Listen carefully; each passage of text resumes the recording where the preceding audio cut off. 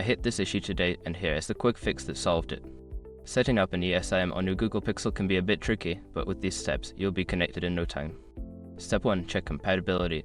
Make sure your Google Pixel model supports ESIM functionality. Most recent models do, but it's good to double check. Step 2. Get your ESIM activation code. Contact Rogers to obtain your ESIM activation code.